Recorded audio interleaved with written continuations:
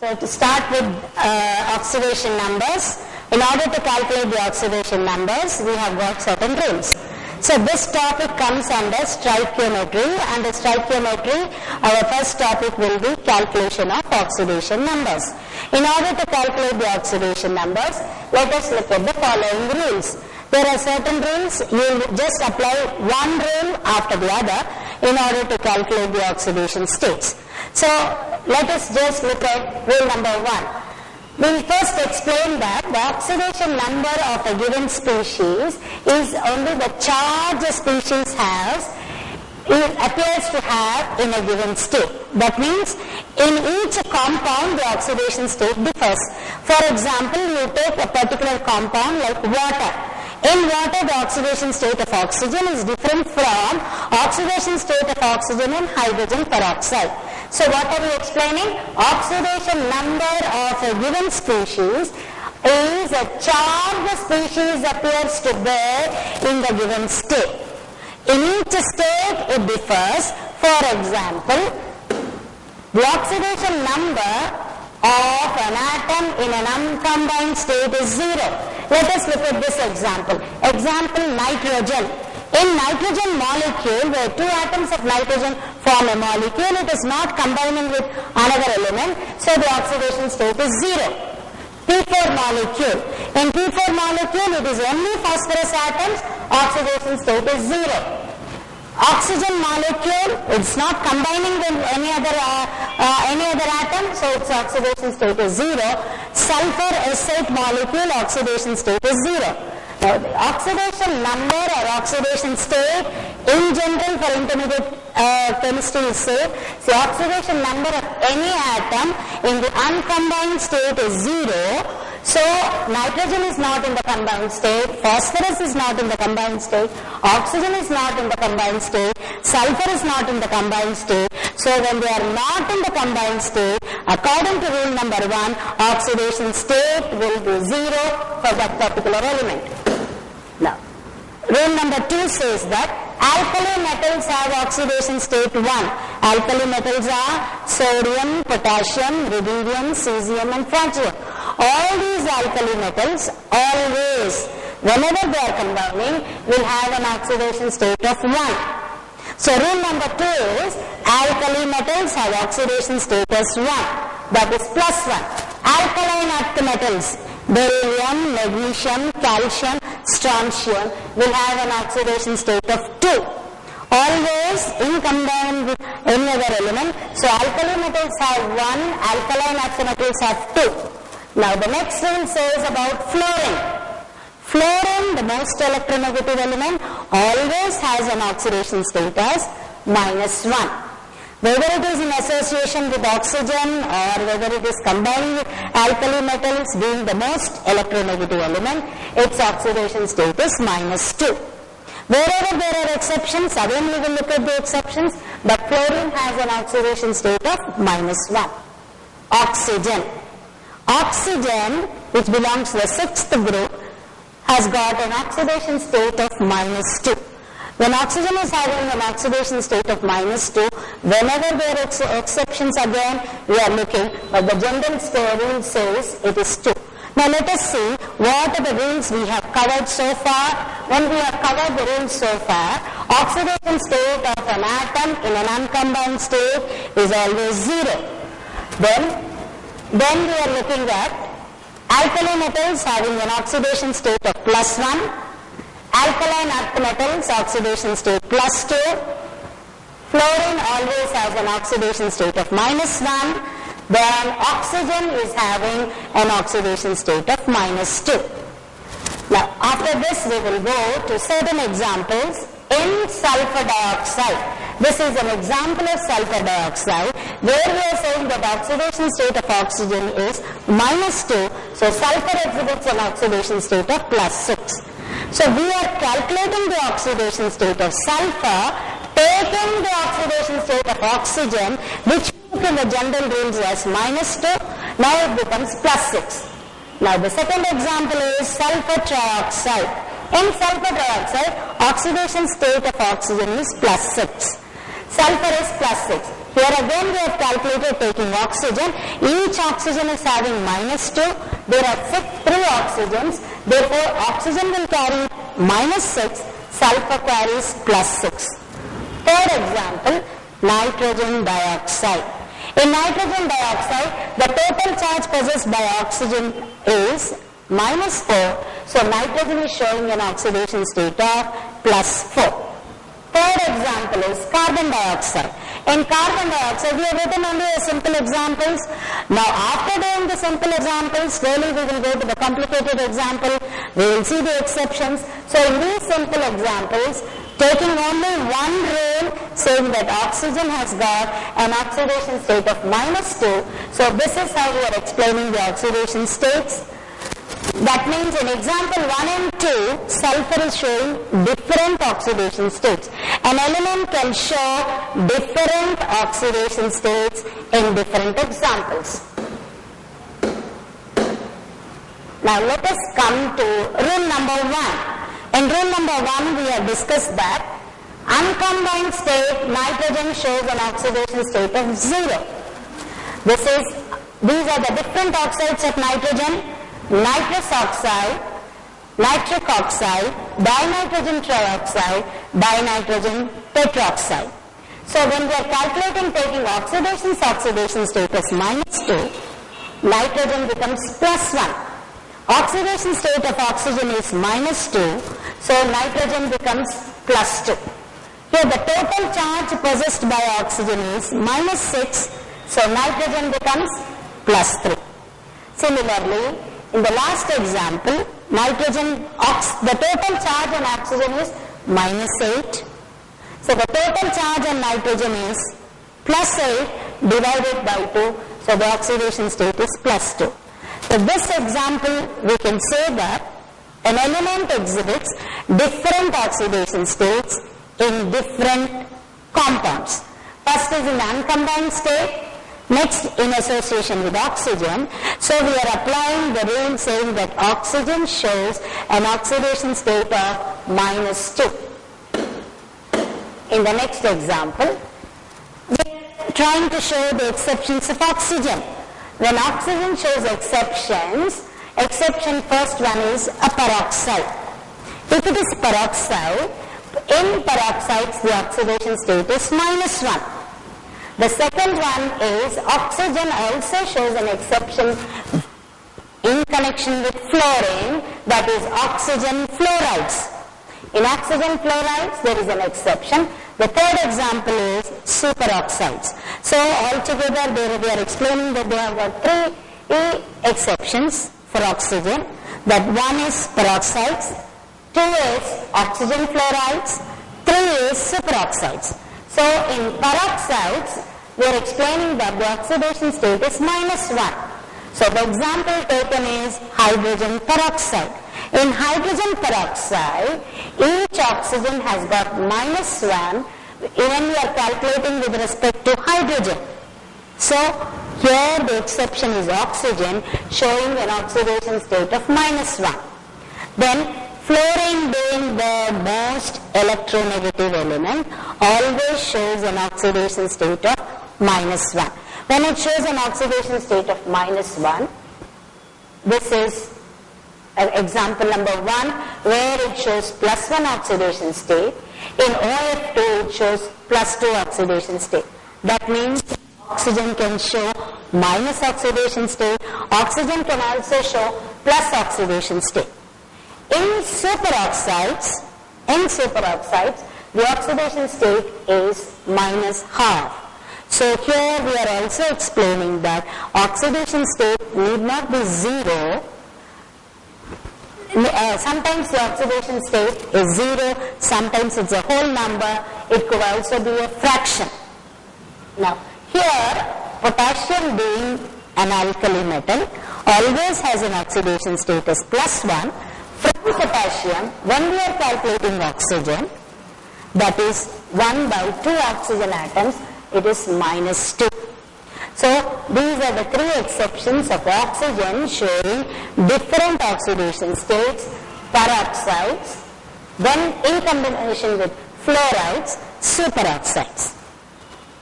Now after the exception of oxygen, we are coming to hydrogen. Let us go back and see what we have done. Peroxides. Yes. Alkali metals show an oxidation state of +1. Alkaline earth metals show an oxidation state of +2. Fluorine is -1. Oxygen is -2. Then the rule after this is general oxidation state of hydrogen is +1. It has got only one electron in the outermost orbit. So oxidation state of hydrogen is +1. But in metal hydrides are alkali metal hydrides, alkaline earth metal hydrides. So in these hydrides, we give importance to the alkali metal. Alkali metal here is sodium. Sodium has got an oxidation state of +1. Therefore, hydrogen here is having an oxidation state of -1. Alkaline earth metal, calcium has got +2. The -2 charge is shared by 2 atoms here, so each atom is getting -1 in metal hydrides. So generally we have quoted for hydrogen, then about the hydrides, which is an exception for the rules, that is. Now we are coming to the next rule. After discussing about the alkali metals, alkaline earth metals, then fluorine, then we have discussed about hydrogen. The next one is oxidation number of a molecule. If you take a molecule, the sum of oxidation states of all the atoms in a molecule should be equal to 0, because it is a neutral molecule.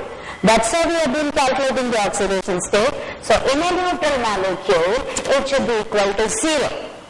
Then the sum of oxidation states in an ion is equal to the charge on it. For example, the sulfate ion. In sulfate ion, when we are calculating the oxidation state, we are considering the charge which is present on the sulfate ion -2. The charge which is present on sulfate is -2. So the total charge on oxygen is -8. If you keep sulfur as +6, then only you can account for this -2 charge which is there on sulfate ion. Then, so oxidation state in an ion should be calculated looking into this charge which is there present on the ion. Example number 2, the charge on nitrate is -1. When the charge on nitrate ion is -1, the total charge on oxygen is total charge on oxygen is -6. Then we have to look into the charge on the ion. Then we are writing the oxidation state of nitrogen as +5. So this rule says that in a neutral molecule, the sum of oxidation state should be equal to 0.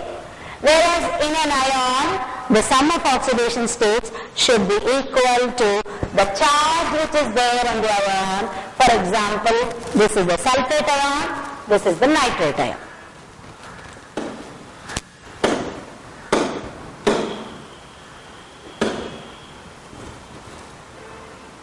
Now let us look at the next rule. Oxidation number should not exceed the group number.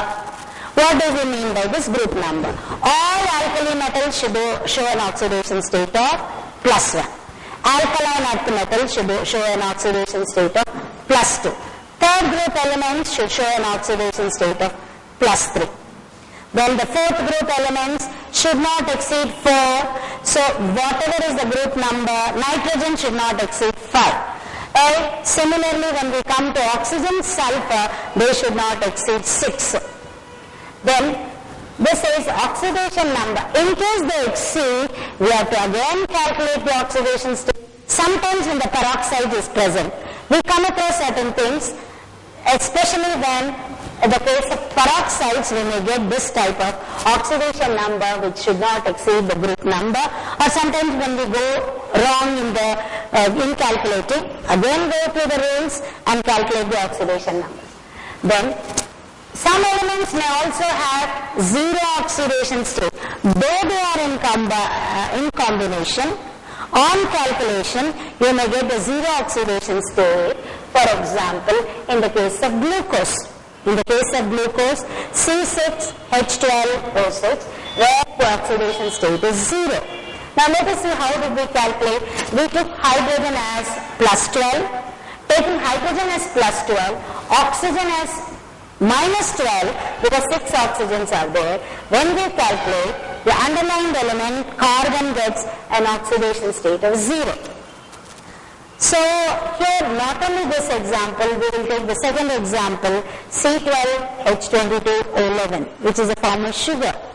In this, carbon shows an oxidation state. If you calculate it with respect to hydrogen, hydrogens there are 22 positive charges, whereas oxygen, there are 11 negative charges. Then finally the oxidation state is 0. So what are we trying to say? The next rule is oxidation number should not exceed the group number. We have to look into the group to which the element belongs to. It should not exceed the group number. Or sometimes we have also discussed that rarely whenever there is a peroxide present, we may come across this type of rule. Then some elements may also show zero oxidation state, for which we are given 2 examples in zero oxidation state. Now let us now go back to the wide fractional oxidation states. In the fractional oxidation states, some elements show fractional oxidation states. For example, Fe3O4, which is a mixed oxide of iron, when we calculate the oxidation state, each oxygen is minus 2, so the total charge on oxygen is minus 8. When we calculate it as minus 8, iron, the underlying element, will have minus 8, that is, it becomes plus 8 by 3. So some elements can also have fractional oxidation states. So oxidation states or oxidation number, for all intermediate calculations we can use the same word. So oxidation number may be fraction. We have discussed that oxidation number can be 0 in the previous examples. So in the previous examples which you have seen, oxidation number is 0, and in this examples, oxidation number is fraction. Now after the oxidation number is fraction, let us go to the whiteboard and we will try to explain certain examples wherein, using all these rules, we will try to calculate and explain certain examples. N3H is example number 1, where we get the oxidation state of nitrogen as minus 1 by 3. This is an example of fractional oxidation state, because we are taking hydrogen as plus 1, hydrogen as plus 2, and nitrogen, 3 nitrogen atoms are sharing this. Example number 2 is CH2O. On calculating the oxidation state of carbon, it comes to 0. So we are taking oxygen as minus 2, and hydrogen as plus 2, oxidation state of carbon is 0. Example number 3, nickel carbonyls.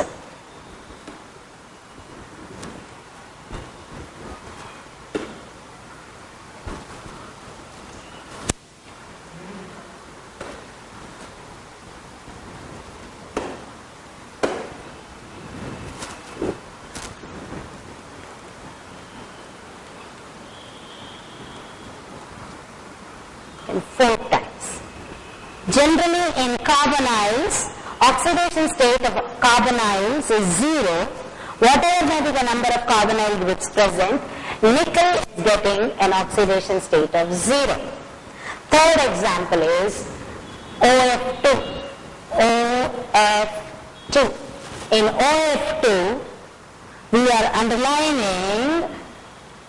underlining oxygen and calculating it with respect to fluorine and getting the oxidation state as plus 2.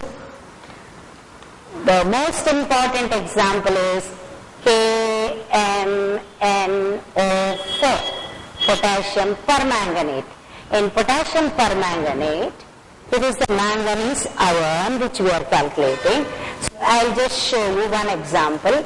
This is -8 plus 1, on calculation it is +7. This is an example where I am explaining, calculating the example. And it is supposed to be the most important example which is asked in the exams. Then this next example is K2Cr2O7. This is -14 plus 2 plus 2. The total charge is +12. So the oxidation state is +6. So we are underlining potassium chromate, calculating the oxidation state. Next example is Na2S4O6. Here we are getting a fractional oxidation state for sulfur, and the fractional oxidation state is 2.5. Then the next example is CrO5.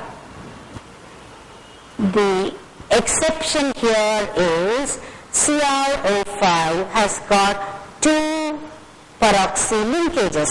So I am going to explain this example and the structure in the next page, but here we will write oxidation state as +6.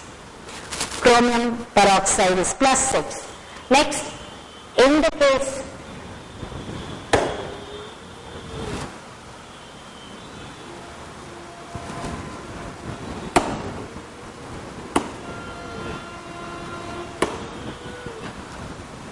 now coming to the next page, chromium peroxide CrO5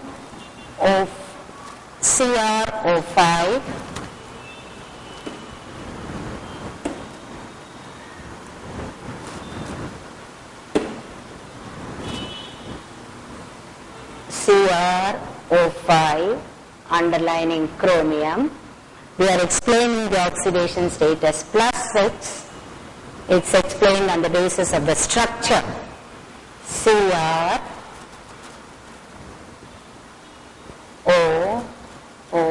this is a peroxy linkage.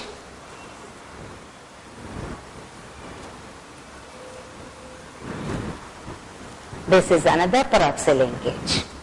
So because of this, chromium shows an oxidation state of +6. So there are certain peroxides in which the oxidation state is explained, and chromium peroxide is one example where the oxidation state is +6. Now